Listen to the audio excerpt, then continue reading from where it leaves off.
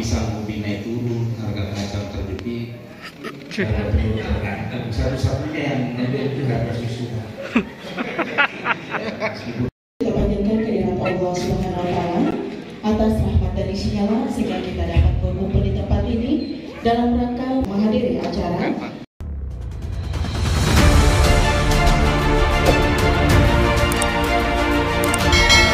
High Level Meeting Tim Pengendalian Inflasi Daerah Provinsi Sulawesi Barat.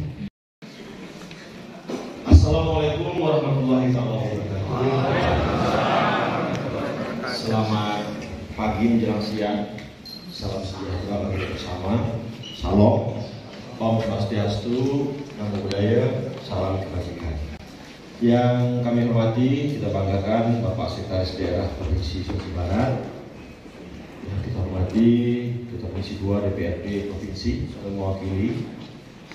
Yang kami hormati Kepala Perwakilan Bank Indonesia Provinsi Sulawesi Barat, Kepala Badan Pusat Statistik Provinsi Sulawesi Barat, Sohibul Baik, Ibu Bupati, Bu Wakil Bupati, ya, Bapak atau Ibu Bupati yang sesumbar yang mewakili, Bapak Asisten Perekonomian dan Pembangunan Provinsi Sulawesi Barat, para staf ahli bidang ekonomi, keuangan, dan pembangunan Provinsi Sulawesi Barat, tenaga ahli, gubernur, Bapak Ibu pimpinan OPD provinsi dan juga kabupaten yang hadir, dan tentunya teristimewa kepada segenap tim pengendali inflasi daerah Provinsi Sulawesi Barat, tim pengendalian inflasi daerah kabupaten, dan peserta High Level Meeting DPRD Provinsi Sulawesi Barat yang berbahagia.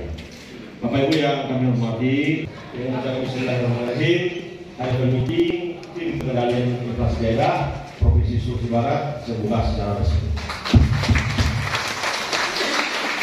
Mohon maaf dan kebenaran bila kita bertanya. Wassalamualaikum warahmatullahi wabarakatuh.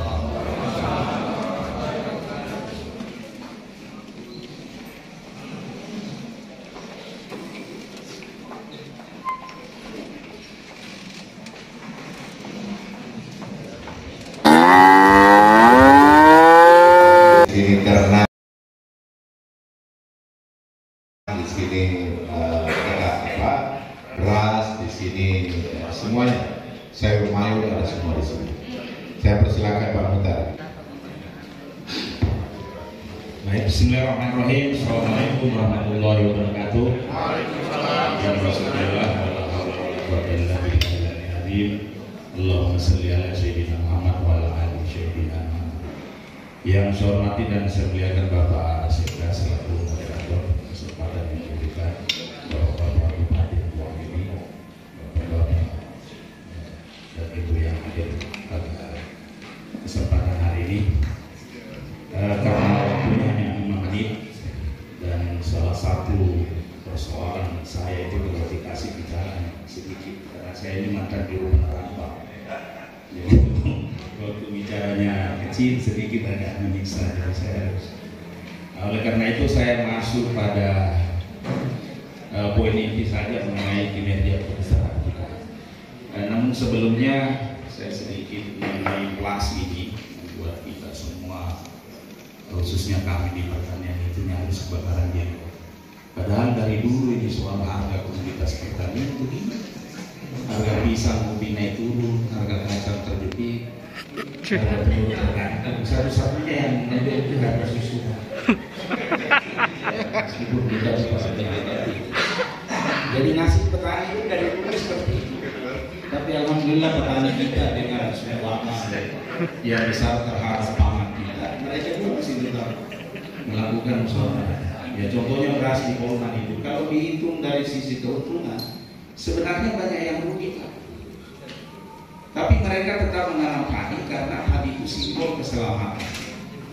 Ya meskipun dia rugi kalau sudah panen dan kamu itu bersandar di posisi kalau orang Malaysia bilang di pusat yang itu sudah. Bagaimana kalau petani padi itu sudah menghitung bisnis gawat kita? Surabaya pernah kolap karena petaninya nanam jati di sawah karena harga pohon jati waktu itu mahal. Pernah nanam ubi kayu 4.000, selesai semua. 30% lahan, 40% ditanam ubi kayu. Itu untuk industri. Jadi kalau soal beras ini saya kira ya apalagi cabai, paling-paling kita berhenti makan bakso setan itu atau tidak gitu ya.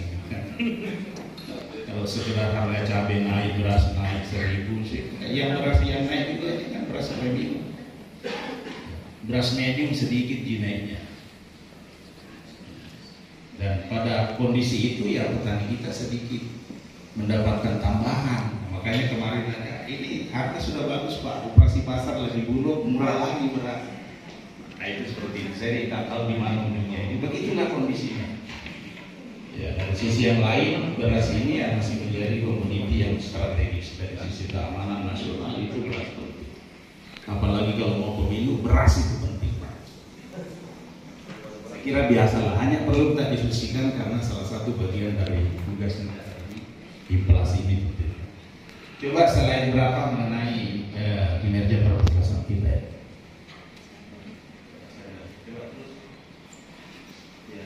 Di sini kita sudah menghitung seberapa mampu kita menyediakan beras masing-masing daerah. Ya. Yang jelas Majene itu Pak sepanjang Pak. Ya, ya ini. Ya, kita lihat yang merah ini Pak, minus. Tapi memang Majene kan bukan daerah beras. Jadi Majene itu hanya dengan jumlah penduduk 175.000 orang, konsumsinya 21.000 ton per tahun, kemudian bulanannya 1.700 ton. Itu di Januari sampai Desember itu minus. Wajar karena sawahnya kan hanya ada di Sedana 1.600 hektar luas badunya dengan profitas rata-rata 5,2. Tetapi Majene ini kan dekat dengan sentra Polowali, jadi tidak perlu terlalu khawatir kita karena transportasinya kecil. Kemudian Polowali Mandar, meskipun daerah sentra beras minus juga di bulan Mei Pak, dari neraca ke jual beras 1.500 ton. Kemudian minus di November, ini kondisi tahun 2002 1.500 ton. Tapi ada 10 bulan itu plusnya inilah yang dipasarkan antar pulau. Mamasa, ya Mamasa luas sawah yang terluas itu ada di Mamasa. Meskipun luas sawahnya itu luasnya ya 5 baris atau beda lagi 10 baris atau beda lagi karena sama persingkat. Tapi secara keseluruhan luas sawah kita terluas itu ada di Mamasa. Padahal Mamasa itu mestinya kalau ada perencanaan bersama ya daerah resapan air yang bisa menyumbang air ke Pindrang. Nanti orang Pindrang juga beras Mamasa. Tapi ini kan sejak zaman dulu nyaris tidak pernah dibicarakan ya kondisinya seperti itu. Mamasa juga menghasilkan beras. Itu pernah dikomplain oleh orang Poman, di mana sawahnya Mamasa. Mamasa itu asal bukan bambu dan kampung, di situ sawah. Ya, dari mana-mana sawah. Beda kalau di Poman itu kan cuma Polowali, Bulu, Jangkalagian, Tinambung, gak ada lagi masuk sini. Lebih-lebih Majene cuma di Sedana dan di Mamuju. Tapi kalau Mamasa asal bukan kampung dan pohon bambu pasti sawah. Jadi hampir seluruh daerahnya itu sawah kan semua. Tapi itu sedikit-sedikit. Profitasnya juga paling kecil. Makanya tekor kita. Karena Polman itu 7,8, Mamuju itu 6, Mamasa itu di bawah 3, dirata-ratakan hanya kita dapatnya 5,2. Kita lihat Mamuju itu minus Januari, Februari, Maret. Karena ini baru tanaman. Nanti di April, Mei panen. Ya, sekarang ini sudah panen kita tanggal direncanakan tanggal 12 itu panen raya 2 juta hektar sudah bisa. Itu hybrid dengan Pak Menteri dan diharapkan Pak Presiden ikut. Supaya Presiden tahu bahwa kita ada. Kemudian di bulan Juni Mamuju juga minus, Juli, kemudian Agustus. Ya nanti surplus lagi di September, Oktober dan minus lagi di Desember karena baru tanam. Mamuju Utara ini lebih-lebih sepanjang tahun sama dengan Majene. Karena luas sawah di Majene ini masih Mamuju Utara itu cuma ada 900 hektar.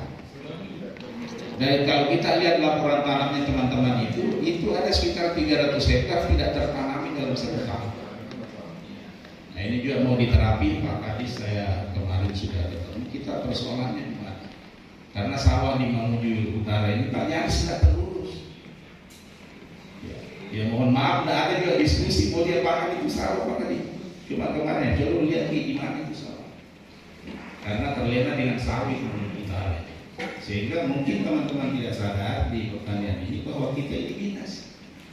Kalau besok-besok Nunggala Palu juga minus, tentu menutup arus berasnya ke sini. Mamuju Tengah juga menutup. Apa yang kita mau lakukan? Oleh karena itu kita berharap yang lumbung pangan lahan pangan abadi itu kita jaga. Mudah-mudahan yang 900 hektar itu sudah ada perdanya Pak, lahan pangan abadi. Tapi jangan juga kayak memasak biar dekat kantor camat masuk juga lahan pangan abadi. Jadi besok kalau itu mau ditempati bangunan bersoal kita. Jadi saya kembalikan, tolong dipertimbangkan nih area perkampungan yang rencana surat jangan masukkan. Karena berat hukumannya ini Pak. Kalau kebetulan tidak lagi atas, ya kalau Anda beruntung ya tentu tidak apa-apa. Tapi kalau atas, sehingga sekarang kalau keseluruhan Sulawesi Barat sebenarnya kita masih plus tahun 2022 itu sekitar 42.000 ton. Masih plus itu. Kalau dibagi 20 ton kontainer, 3.000 kontainer. Ya tentu masih bisa masuk. Karena tidak kecil itu 3.000 kontainer. Tapi teman-teman belum. Turun kayak itu datanya pertanian. Faktanya di lapangan tidak ada barang. Bingung kita pernah dengar. Saya bingung ya kami menghitung produksi itu Pak. Luas panen kali profitas, kemudian konversi beras berdasarkan redemennya apa. Tapi kenapa tidak ada di penggilingan? Karena penggilingannya nggak beli. Bulog lebih-lebih. Karena harga pembelian dari luar jauh lebih mahal daripada harga pembelian teman-teman petani. Jadi tidak ada. Sekarang begitulah. HPP sudah yang 47 di pasaran masih 52, 58, tidak dapat lagi. Saya bilang dipaksakan Pak supaya kita masih ada panen di format, tapi tidak bisa melanggar aturan kalau karena belum beli kalau di bawah HPP. Nah ini tidak bakaran.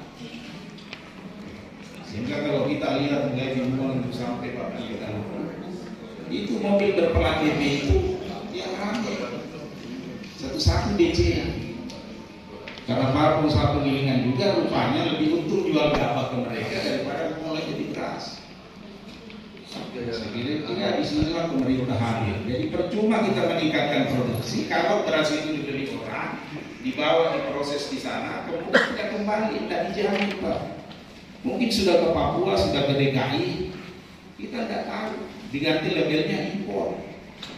Bisa saja kan begitu.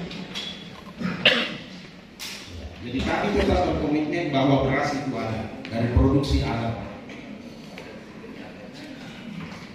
Ini hitungannya 120 kg per kapita per tahun. Termasuk anak yang baru lahir makan 129 kg. Padahal kan tidak. Tapi kami menghitung berdasarkan BPS, Bu. Kami pakai BPS loh. Tidak pakai angka sendiri. Segitu. Kebetulan ya orang Indonesia pemakan beras yang tertinggi di dunia. Kalau Jepang kan cuma 53, Korea Selatan 69. Indonesia 121 kilo per tahun. Sehingga kalau kita ada hotel berbintang 5, malu-malu kita satu kali buang aja penuh itu. Karena lebih banyak ampas daripada. Jadi ini saya teman-teman khususnya di Dinas Pertanian, mari kita diskusi Pak. Kira-kira apa yang kami sudah punya formula bagaimana meningkatkan, dan formula itu bukan formula baru, formula yang dari dulu kita kerja, hanya kinerjanya yang mau ditingkatkan di lapangan. Contohnya misalnya pengadaan cadangan benih, ini yang bersoal. Karena mulai sumber ini ada, yang punya cadangan benih itu hanya provinsi. Ya mohon maaf, belum pernah ada kabupaten menganggarkan cadangan benih daerah. Meski itu hanya 1 ton, 2 ton, enggak.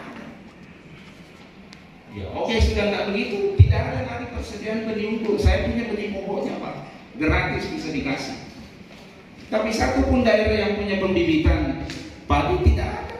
Polman bahkan dijadikan rumah sakit.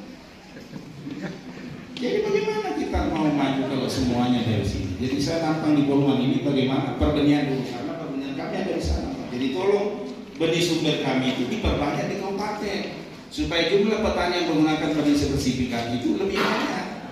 Karena kalau hanya menjanjikan bantuan pusat lewat provinsi kan kami juga terbatas. Dan itu kerja yang tidak terang. Tergantung komitmen seperti pasir kita. Jadi itu persoalannya di padi hanya itu. Dan ini tidak berat-berat amat, diperlukan komitmen saja dan sedikit anggaran. Karena pertanian itu dihidupkan oleh Tuhan, hujan dan matahari gratis. Walau kita kalau produksi tidak bisa ditingkatkan. Pindah ke komoditas lain. Ya, jadi coba di komoditi padi kan, apa namanya? Roti. Lagi. Ya. Next. Terus. Yang ada merah-merah dulu itu. Ya.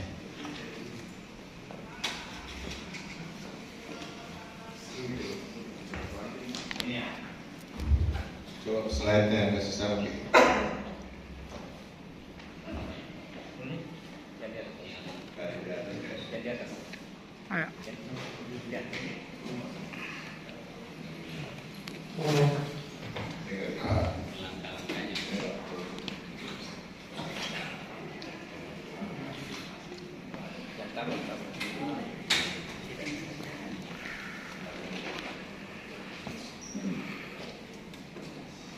Ya.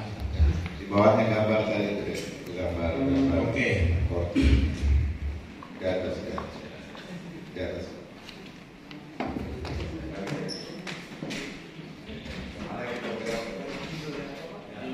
Iya. Oke. Jadi bawang merah ini, meskipun kita sedang menggalakkan sekarang bawang merah, yaitu kinerja bawang merah kita ini belum cukup. Untuk surplus Sulawesi Barat, kita membutuhkan luas tanam lebih dari 600 hektar.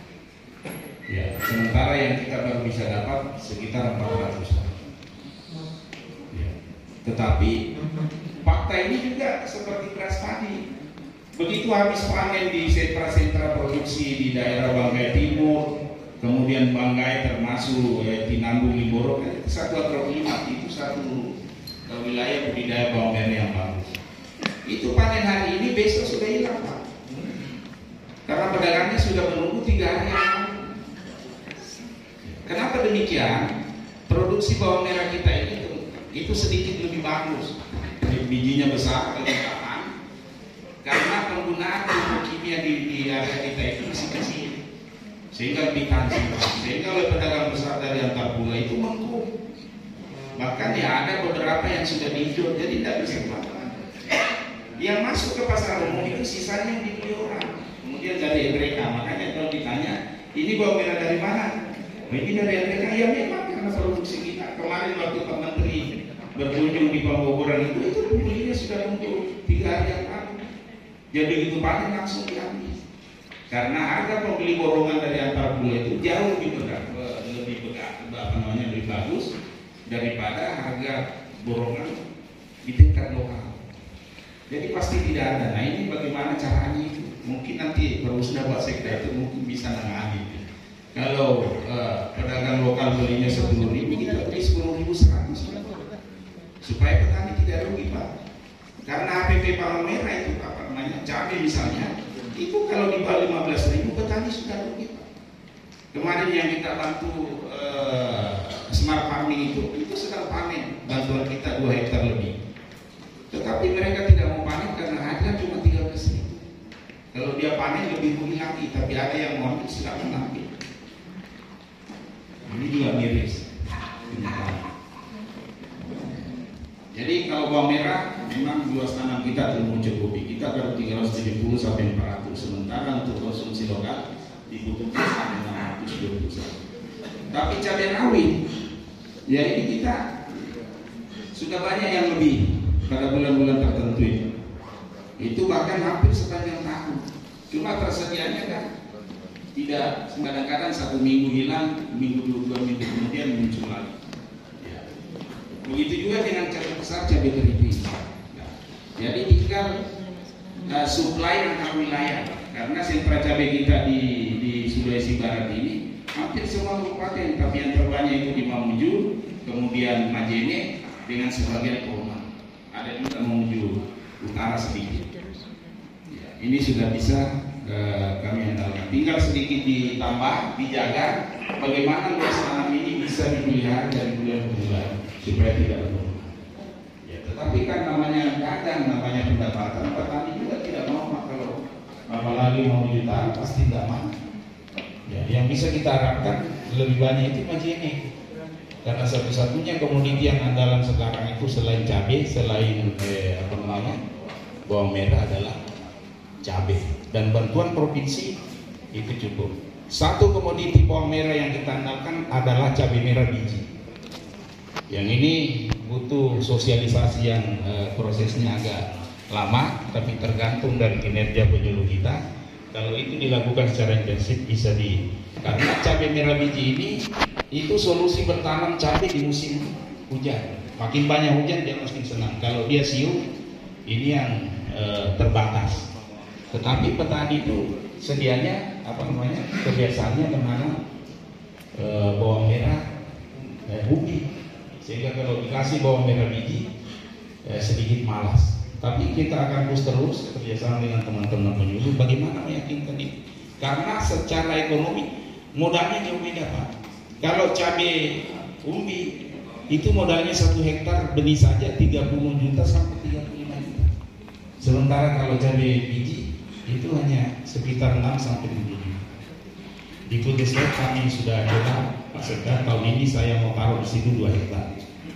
Tapi saya harus melengkapi dengan pompanya supaya air bisa terjadi. Insya Allah Putuslet ini bisa menjadi studi kita petani untuk bawang merah. Bahkan beberapa petani dari Enreka itu sudah datang. Jadi jangan kira bawang merah itu hebat Enreka. Apalagi kita memprogramkan bawang merah ini berbasis organik dengan mengandalkan makhluk halus, tapi bukan gulungan jin dan setan. Diubah bersama dengan ITB Pak.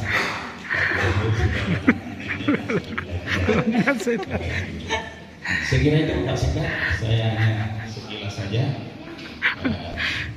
Intervensi yang kita lakukan, tetap tidak pada ranah bagaimana meningkatkan.